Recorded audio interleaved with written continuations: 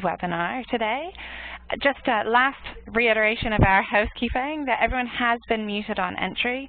So if you do have any questions during the webinar, please use the chat function to send them through to your Hayes WebEx host, and we'll endeavor to answer all of them at the end of the presentation.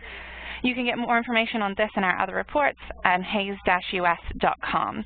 And without further ado, I'll hand over to your host, David Brown. All right, thanks, Caitlin. Hello and good afternoon, everybody. Thank you very much for joining us on today's webinar, where we'll share with you the results from our survey of employers and hiring managers in the IT sector across the U.S. This is the first report of this kind for employers that we've done for the U.S. market. We're really excited to be launching this as part of our commitment to providing up-to-date insights into what is happening in today's tech job market, as well as providing hiring advice to helping you build your staffing plans. We plan to be hosting these types of webinars and launching these types of reports more regularly. So my name's David Brown again. I'm the Executive VP for Veredus, a Hayes Company's IT business here in the U.S.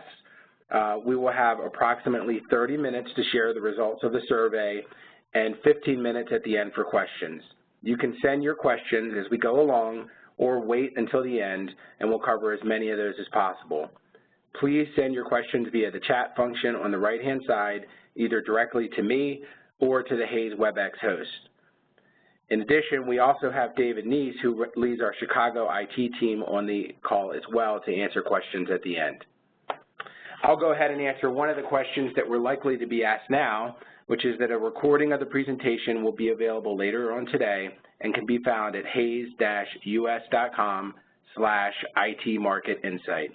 You can also request your copy of the report there. So just a little bit about the survey before we start. This report is designed to give you insights into the IT labor market. This is the second IT market report that we have produced, and for the first time we'll be including full-time equivalent salaries for our key locations. This guide is intended to provide you with insights on such things as the market confidence of employers and how this confidence is impacting hiring plans for both contract and full-time IT staff, what areas are most in demand and where employers are finding it most difficult to hire, current staffing trends that will help you get ahead of the competition, are employers increasing salaries and are they experiencing any wage pressures, and finally today we'll summarize the key findings and provide some recommendations from the report. So quick snapshot of the survey respondents. Today's webinar is specifically about the IT industry. So we've surveyed 300 hiring managers, HR managers, and leaders working in IT across 12 different industries across the U.S. So all of the statistics that we're going to share are based on the respondents from these 300 people. As a global leader in IT staffing and an expert in the U.S. market, working with the top employers and IT professionals across the nation in all markets, we see macro and regional trends which allow us to add our insights to the survey results to provide valuable advice and recommendations to you. Please note what is presented by me today is a sneak peek of the report, which is available in December. I know many of you are planning for next year, and I wanted to ensure you had the key findings available before your company starts slowing down as the holidays approach. Again, to register for the full report, please go to hayes-us.com/IT-market-insights.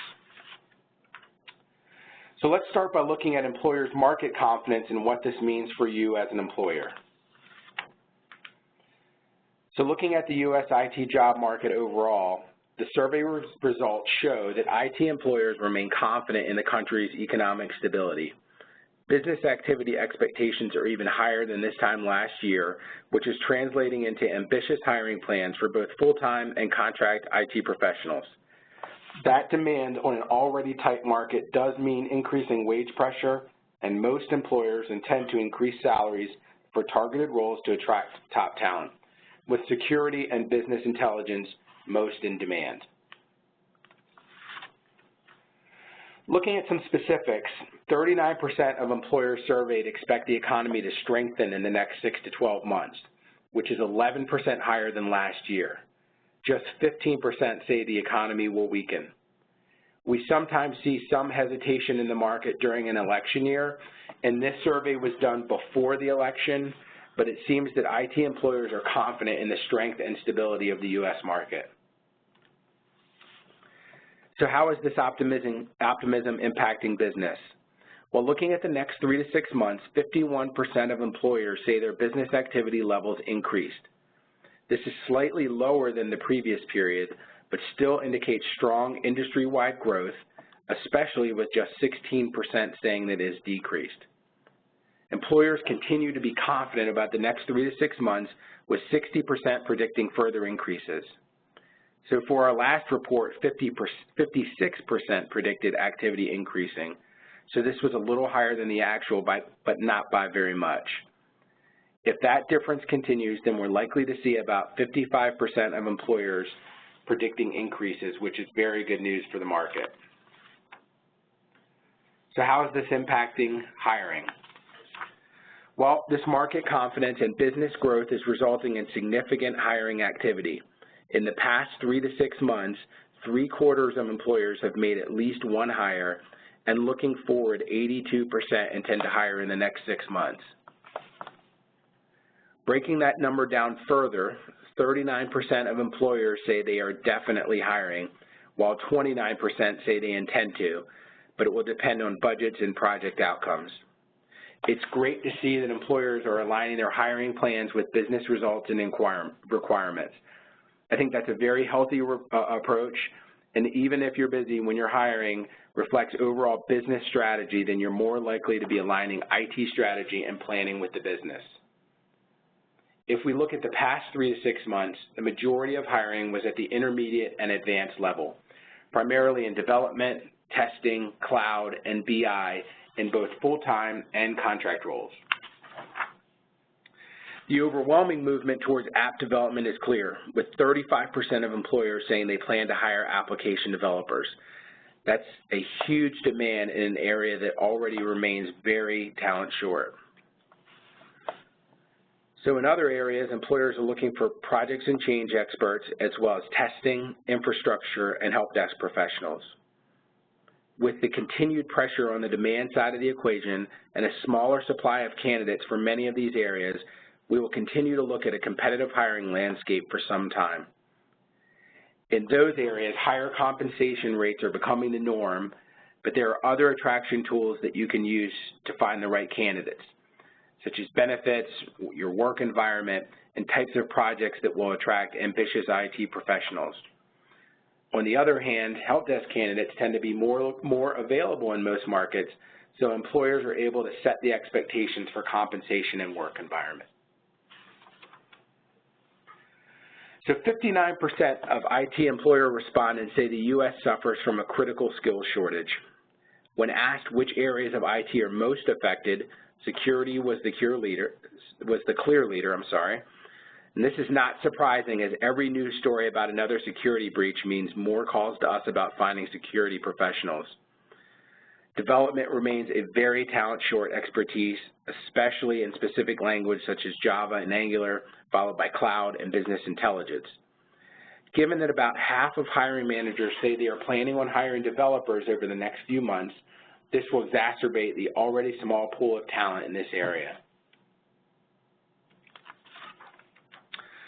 So how is this impacting the industry? Well, 78% of employers surveyed said that not having the right talent as a result of the skills shortage is negatively affecting business activity, and 87% say it's delaying project implementation. So what can we do about the shortage? Well, the top reasons given for the skills shortage are the time that it takes to train, and second, the lack of STEM focus in schools.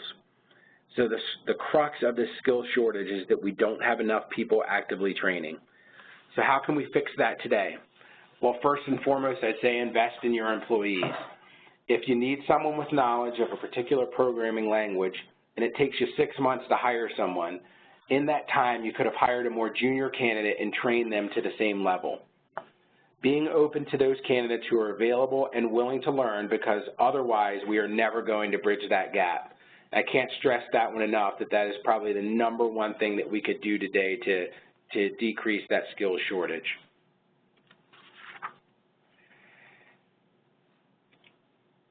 Expanding on the challenges we face in the U.S. overall, the Hayes Global Skills Index, in collaboration with Oxford Economics, just launched, and it shows how labor markets around the world have been affected by the financial crisis and the ongoing recovery. The U.S. score went down last year from 6.9 to 6.6, which means that the overall labor market is getting less tight. However, we saw no improvement at all in two areas, which is talent mismatch and wage pressure. The U.S. scores a 10 out of 10 for having a severe talent mismatch, which is as bad as it gets. That means that while we have available people, they do not have the skills needed for the roles required, which is definitely a concern, especially from an economic standpoint. One takeaway from this is that we should be looking at how we can repurpose or retrain, as we just discussed, the existing workforce to meet the high demand areas. The other is that until we solve this, we're going to continue to have to bring highly skilled people in from outside of the U.S., but in a very targeted way to ensure that we fill those skill gaps and help train the next generation of skilled workers. This is one reason that contract work is so crucial in IT. You can bring someone in for one project and they'll move on to the next project. However, that just does make it hard to find skilled workers who want to work on a full-time basis. What can we do to overcome this skill shortage? Well, attracting the right people has to mean thinking beyond salary. Yes, of course you need to have a competitive salary, but only one company can pay the most. You need to ensure that your overall offer is attractive. So 70% of employers are offering at least one of the benefits listed, and many offer more. You can stand out by offering not just more benefits, but the benefits that people want, such as flexible work options, vacation time, additional training. And as we discussed earlier, training is really vital for upskilling our workforces, but it's also a great retention tool. So more than half of employers will offer paid professional development next year. That's an incredible differentiator in the market, and I think you could snap up some great junior to intermediate talent and turn them into experts within a year. The question that I'll throw out to you to consider is, have you thought about your training and professional development programs as part of your candidate attraction strategy? Does your training program compare to others in your industry? Is it currently being showcased as part of your hiring strategy? These are the types of questions that I think you should be considering. So hand in hand with training and professional development is career progression. This is especially important when trying to attract people from contract to full-time roles. There's no financial reason to make that move, but if those experts want to become company leaders, then they will need to make that move. So having a career plan in place could help attract and retain staff both on your contract and full-time sides. However, to do this effectively, you need a plan. Yet only 52% of employers surveyed say they currently have a succession plan. Now, 27% say they are unsure if they have one. So two things to note here. The first is that the number of employers with a succession plan in place might actually be lower than reported. And secondly, a succession plan is really only effective if it is well communicated and your staff are aware of how they will fit in with your growth plans. Taking the time to acknowledge the skills your team have and discuss new tech ideas will help empower them. And 91% of employers surveyed said that they have these discussions with their teams to help with retention and to improve business strategy. This is a great sign that someone is ready for a more tactical or strategic role if they are able to give good business advice that connects tech opportunities with business properties. So what does all of this mean for salary levels? So more than half of employers increased salaries for full-time employees in the last 6 months, and 51% say they will increase salaries in the next 6 months. Looking at contract rates, 44% say they increased pay rates for this group in the last 6 months, and 42% will increase them in the next 6 months. That's a lot of increases, but it's not just across the board. Breaking down the information a bit further, the top 5 areas employers are considering offering higher salaries are development, security, leadership, management, and cloud. So employers are being targeted in their increases to attract and retain those in high skill demand areas. So let's dive a little deeper into that trend of increasing salaries in target areas.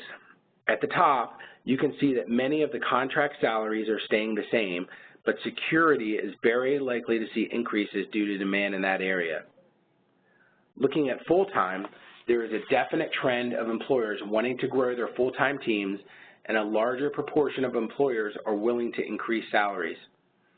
In particular, more than half of employers surveyed are feeling high wage pressure for management and say they will increase salaries in this area.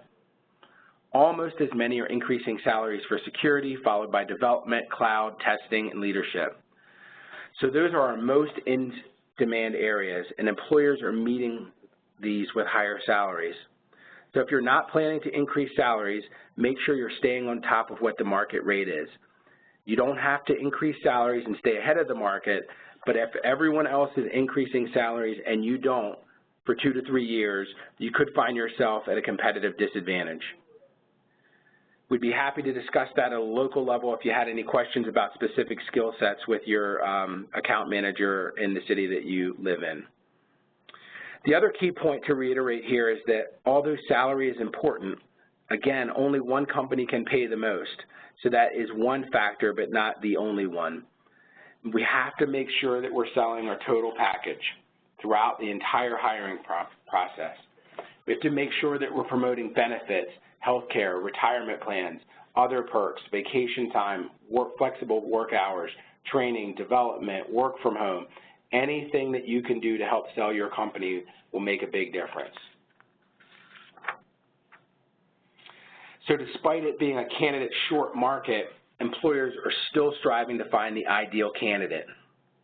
For example, 80% of employers say they would offer a higher salary for the candidate that possesses the right soft skills in addition to the right technical skills.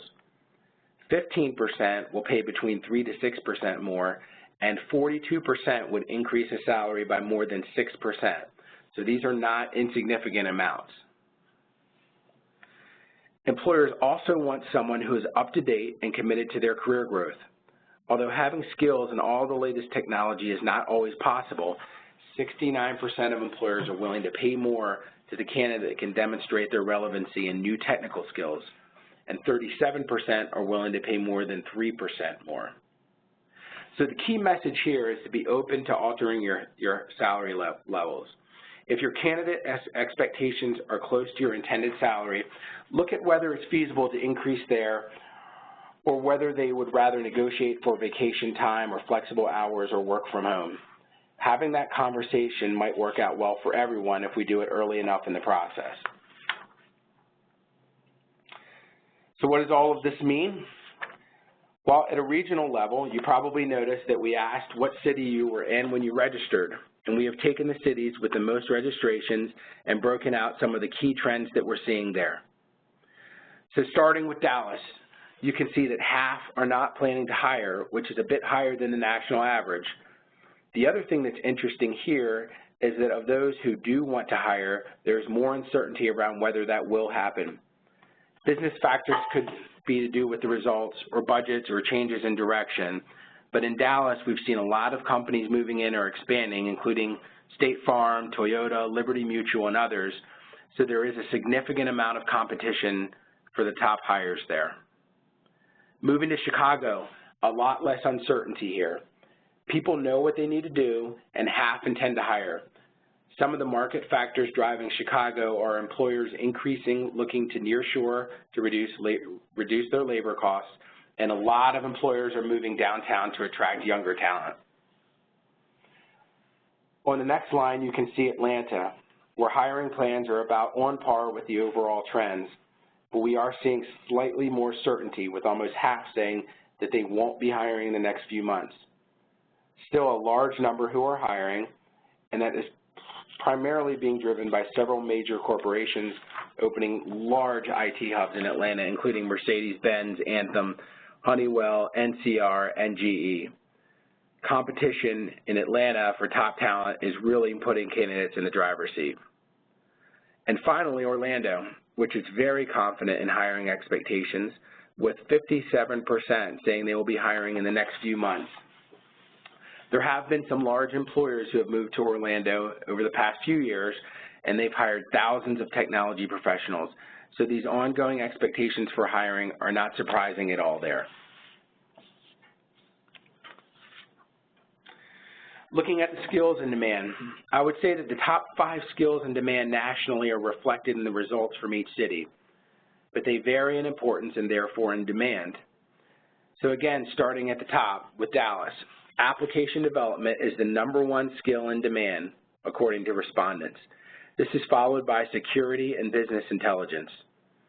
The large companies expanding in this market is challenging small to mid-market companies, but they are responding with creating offerings to stand out, such as catered or subsidized meals, gym memberships, unlimited vacation, fully paid insurance premiums, events and activities to recognize top performers. All of these things are part of the attraction strategies that the smaller companies are trying to do to compete. In Chicago, security came out as the top priority here, but that was very closely followed by development. As in other regions, salaries are seeing upward pressure and employers are becoming more creative to attract and retain talent. As we've said, a lot of companies are looking at downtown offices to attract younger talent who are less likely to want to commute out to the burbs. In Atlanta, you can see that web application development is most in demand.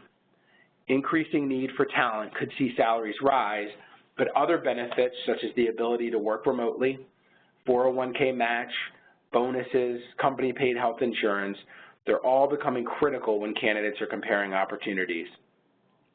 Working on some of these benefits now could also help you retain top employees that will be targeted by your competition.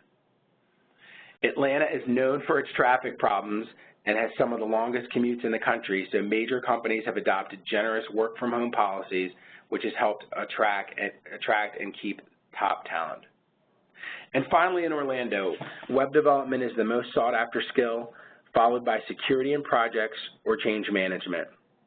We're seeing a lot of wage pressure in Orlando, but the companies who are attracting the best talent offer not only competitive salaries, but once again, flexible work hours, remote opportunities, great benefits, continuing education and training to learn new technologies. One specific piece of advice here is that we're seeing candidates lose interest during the interview process if they're not communicated with sufficiently. So make sure you're setting expectations and letting them know what the process is to avoid losing good candidates because they think that you're not interested or not engaged. So let's wrap this up with some of our key findings and recommendations. Some overall trends. The talent market remains tight across all regions and sectors. Business intelligence, security, cloud, and app development top business priorities. Employers are willing to pay a premium for in-demand skills. Career progression and professional development are key attraction and retention tools. And finally, that the talent mismatch is not going anywhere anytime soon. So what can you do to get the talent you need this year and longer term? Firstly, candidates want to work for innovative, leading-edge companies and projects. Now, obviously, everyone can't be Google, and that's fine, but you need to develop your employer brand in your niche area or city to attract the top talent. Why do you love your job? What do your employers like about the company? Sell those features. It might be the culture, the projects, cutting-edge technology, career progression, whatever it is about your company that you think makes you unique, sell it. Ask yourself the question, why do you like working there? Candidates may feel the same way. Secondly, as we've discussed, one size doesn't fit all. Be open-minded and creative with your total compensation package and be willing to negotiate on sought-after benefits such as flexible work options. Finally, think beyond this year and future-proof your workforce with training. This will help you retain ambitious employees by showing them that you're invested in their future success, and it will allow you, most importantly, to hire faster if you're willing to train people on the right skills.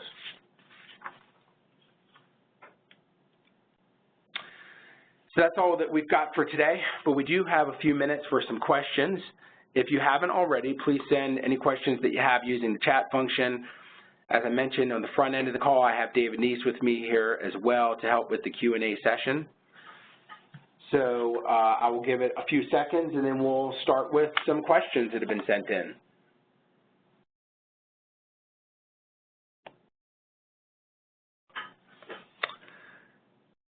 So I'll go ahead and start with the first question here, which is, what are the specific industries where you're seeing more demand? And honestly, it really depends on the region and the specific city that you live in as far as what industries are more dominant, but on a national level, it is completely across the board. Technology and technology hiring is a part of every industry now: insurance, banking, government, certainly things that are more tech-oriented. So we're not seeing any higher or lower demand in any industries right now. Dave, I've got a question here that maybe you could help with. What types of benefits are employers offering? Sure, thanks, Dave. So, excuse me, like you mentioned earlier, everybody, especially on the development side, is looking for, certainly for fair compensation, be it hourly or salary-based, but we've seen a couple of instances recently with customers of ours who have gotten creative beyond that in winning talent, despite paying fairly. They weren't the top, so they went about it a different way, and I'll give you 3 quick real examples, but I think they're neat because they're all from different angles. So in one instance, there was a gentleman we were representing and helping find a role, and he had a new son, so time off to him was more important than the top dollar salary, and the customer went simply to a couple of days perhaps from home after 6 months on the job and all as well, plus 3 weeks vacation from their standard too, and that was enough to win him over. In another instance, we worked with a gentleman who is just very into cutting edge technology, and the company looking to hire him actually offered to host and sponsor some meetups that he wanted to put on for some new development languages. So I think that will actually benefit them in several ways, but that was kind of an out-of-the-box way that didn't cost the employer anything, but certainly won over the not only that individual candidate's favor, but I would imagine probably they end up landing a couple of his buddies who are all in the same line of work. A third that I think is neat is, and you said not everybody can be Google, but one of our great longtime customers is a publisher, which is obviously a pretty old business model. They're adapting it and updating, but we literally have never had a candidate go in and leave the interview and not say, man, I want to do what they're doing. So just the way they've built their interview process and the way they walk through people, how they're going to change what they're doing in that industry, it gets these candidates really, really excited, and they immediately want to be a part of it regardless of what else they have going on. So sometimes just structuring the way you present the opportunity to the candidate, and remember that in today's world, the interview is being conducted both ways, not just employer towards candidate. Doing that, we've seen, has helped them a bunch. Yeah, that's great, Dave. I agree.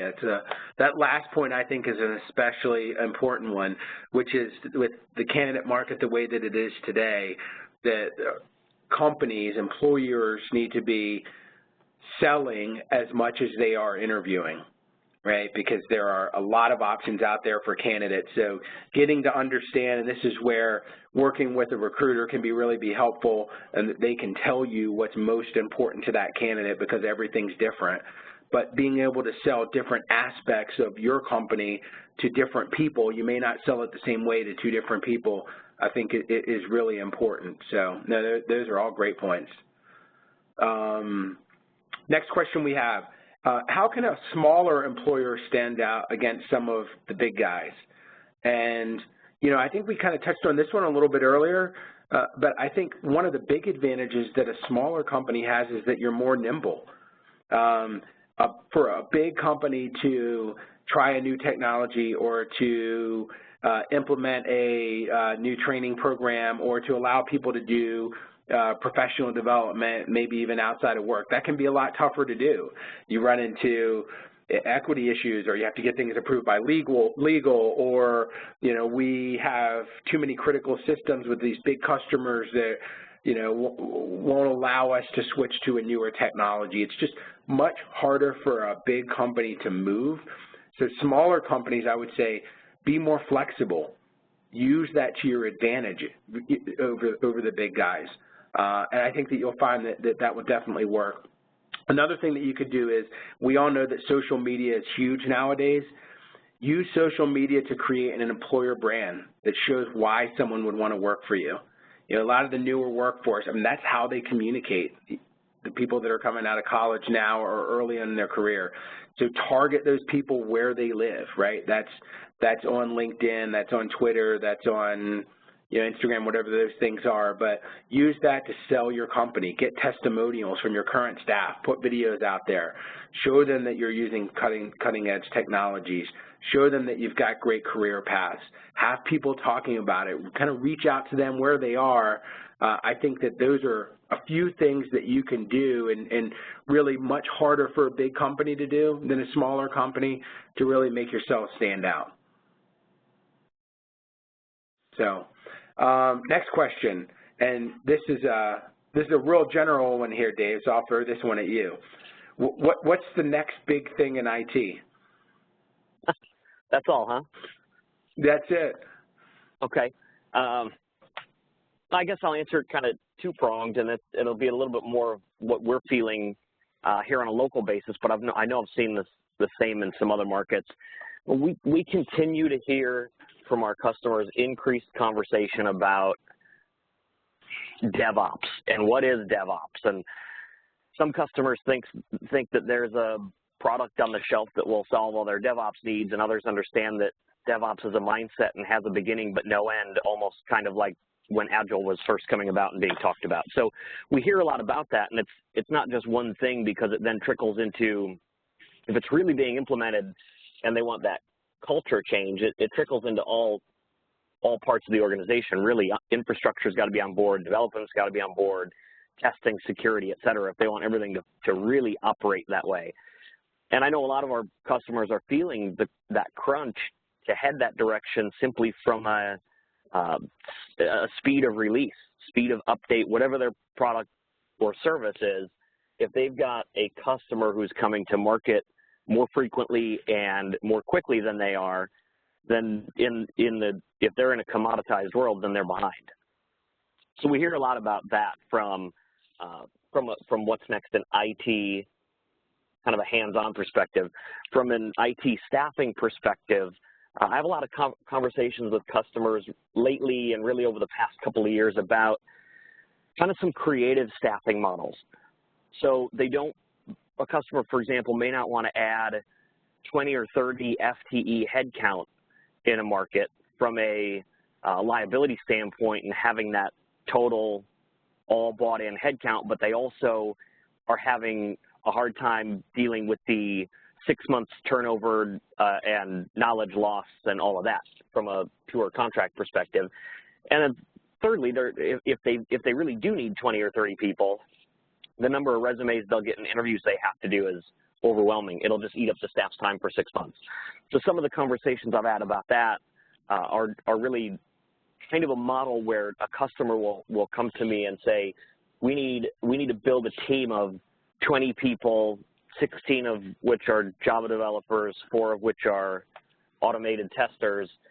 Can you help us find all those folks? And the response is yes, and it's yes with kind of some soft SLAs wrapped around it. So nothing from an SOW or not SOW, nothing from a deliverable or project standpoint, but from a standpoint that we'll say,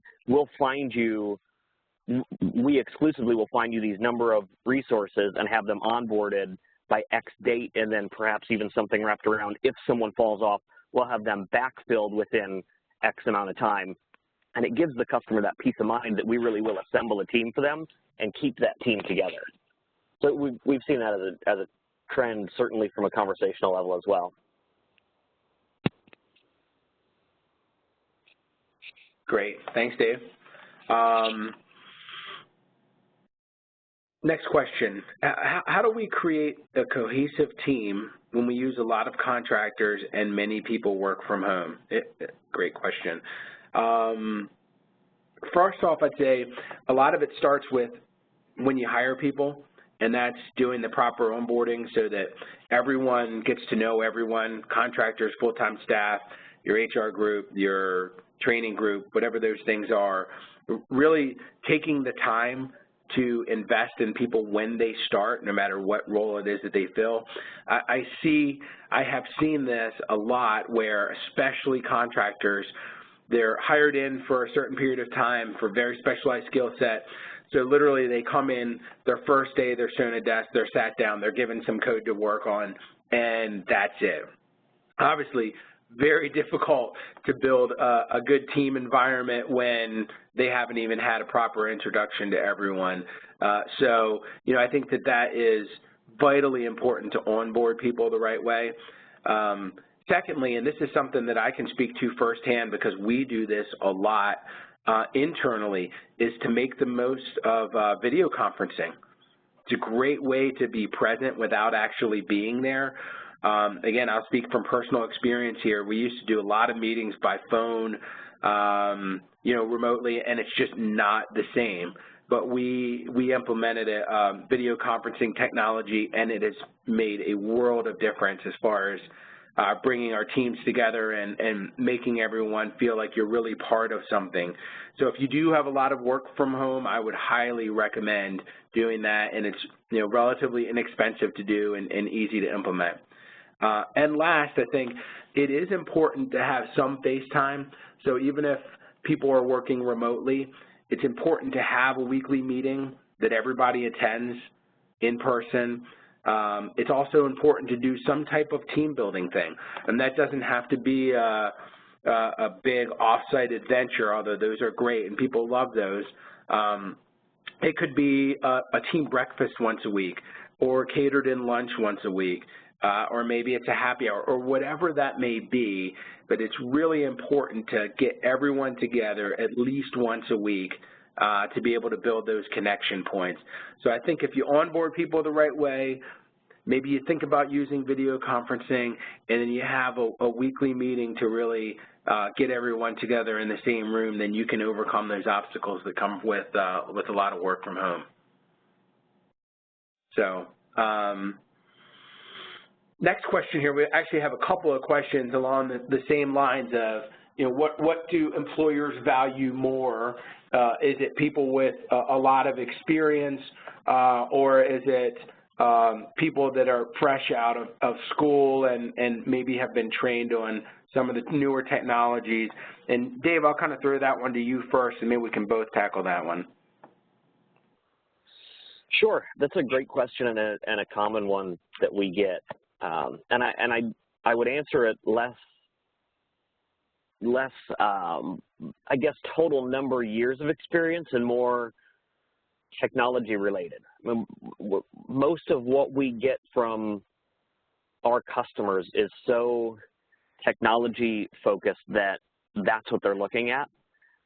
But I will say that we've seen experienced candidates who are at least up enough on current technologies who then also wrap in some of their years of business process experience or organizational change experience or things like that that is hard to learn from a book, and it's stuff that comes just by doing it and with experience, and it can help them actually beat out the younger talent in an interview.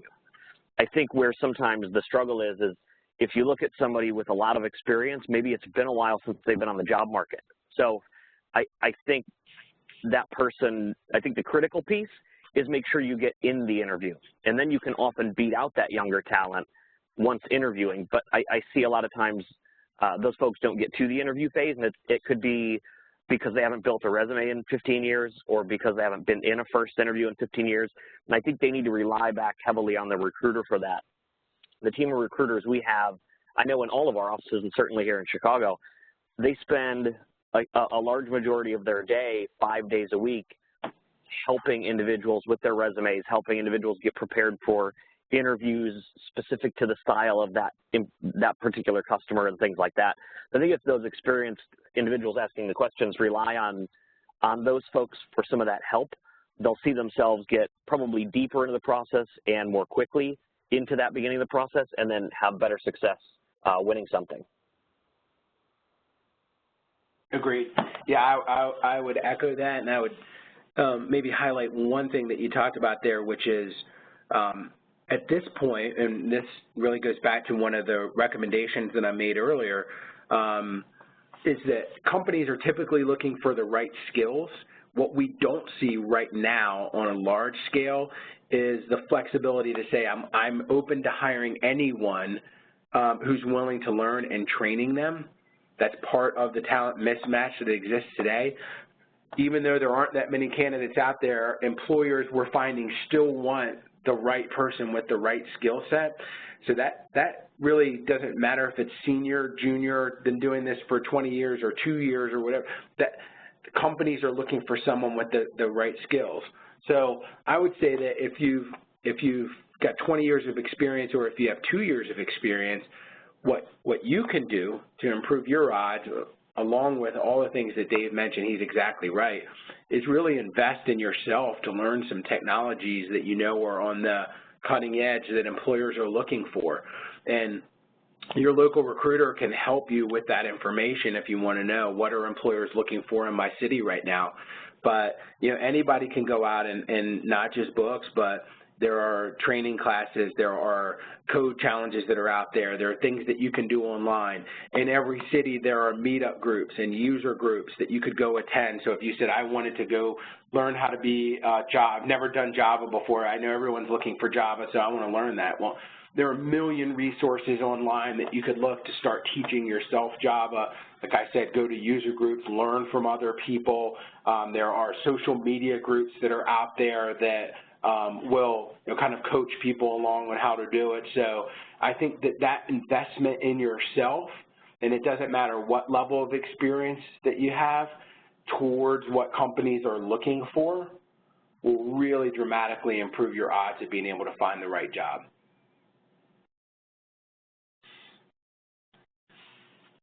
So great. Well, I think that is all of our questions for today.